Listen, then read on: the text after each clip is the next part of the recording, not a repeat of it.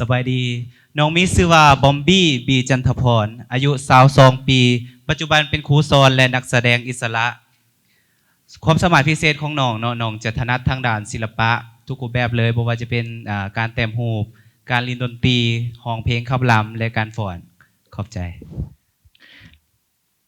น้องน่าจะลึ่งแล้วเนาะปีกายเคยมากับคีย์เวิร์ดละสั้นคีย์เวิร์ดปีนี้น้องได้คือสิทธิมนุษย์สิทธิมนุษย์เริ่มโดยมนุษย์ทุกคนที่ดำรงชีวิตอยู่ในโลกนี้ล้วนแล้วแต่มีสิทธิและทุกคนสามารถที่จะเฮ็ดสิ่งใดสิ่งหนึ่งด้วย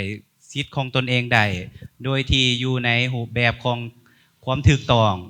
ซึ่งน้องเองก็มีสิทธิ์ของน้องที่จะเลือกเฮ็ดตามความฝันซึ่งการกลับมาครั้งนี้เนาะน้องก็อยากใส่ความรู้ความสามารถทั้งหมดที่มีเพื่อที่จะออกมาสู่แล้วก็เพื่อที่จะไม่เฮ็ดให้มันดีขึ้นกว่าเก่าโอเคบอมบี้อยากถามน้องว่าในปัจจุบันเฮายังเห็นว่ามีหลายกลุ่มคนหลายกลุ่มคนที่มักบูลลี่คนอื่นและคนอ้อมข้างเพื่อเฮ็ดให้ตัวเองมีสื่ออยู่ในออนไลน์น้องมีความคิดเห็นหรือว่าทัศนคติแนวใดต่อกลุ่มคนดังกล่าวถ้าพร้อมอธิบายด้วยสำหรับน้องเนาะคนที่มักบูลลี่คนอื่นเนาะถือว่าเป็นพฤติกรรมที่บ่เหมาะสมแล้วก็บ่ควรที่จะเฮ็ดเพราะว่าคนที่ถูกบูลลี่บางครั้ง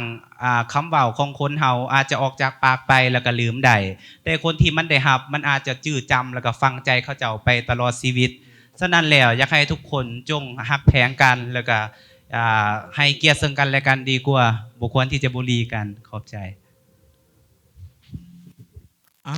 โอเคตอนนี้2 นาทีที่น้องต้องใช้ให้เกิดประโยชน์สูงสุดเพราะว่าเขาต้องข้ามผ่านเนาะให้ได้เข้า18ให้เข้าใจความรู้สึกน้องในการกลับมาครั้งนี้2 นาทีนี้สำคัญแฮงเพราะกรรมการจะถามแล้วซึ่งผู้ทำอิฐเป็นตาย่านกอนโมเมนต์ไอเพชรเริ่มน้องคิดแนวใดที่มีคนบอกว่าเวทีมิสเตอร์ยูนิเวิร์สลาวนี่นะมันเหมาะสำหรับเวทีทรายแท้เท่านั้นทรายเทียมบ่ควรลงประกวดบ่อยากให้เป็นแบบอย่างแก่เด็กน้อยอีหยังต่างๆน้องสิตอบกับเจ้าแนวใดด้วยสำหรับน้องเนาะแน่นอนการประกวดสายงามก็ถ้าเป็นไปได้ก็ต้องเป็นเพศชายที่ว่ามีความเป็นสายแท้แต่น้องว่าในที่สุดแล้วการที่เราเป็นเพศชายอยู่แล้วมันก็เป็นสิทธิที่เราสามารถประกวดได้และนอกจากการที่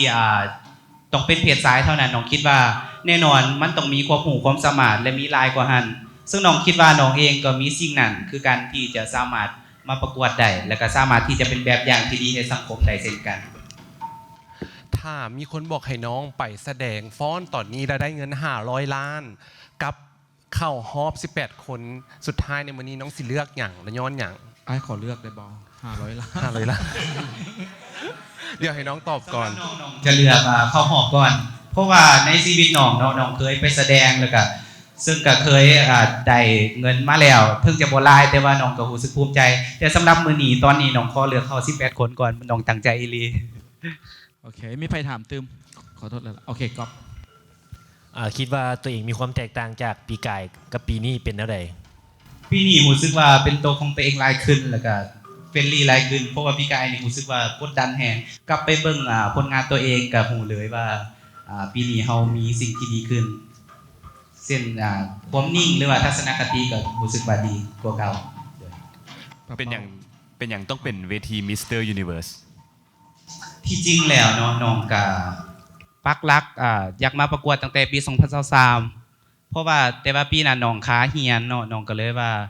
เบิ่งไปก่อนแต่ว่า2024แน่นอนน้องต้องได้มาประกวดซึ่งมาก็ยังบ่สมหวังแต่ว่าปีนี้น้องก็ต้องได้กลับมาอีกครั้งโอเคเดี๋ยวติดนี่ปะเป้าไว้รอบต่อไปปะเป้าถามได้เลยตอนนี้ขอบใจน้องบอมบี้หลายๆขอให้น้องโชคดีขอให้ได้ตามความฝัน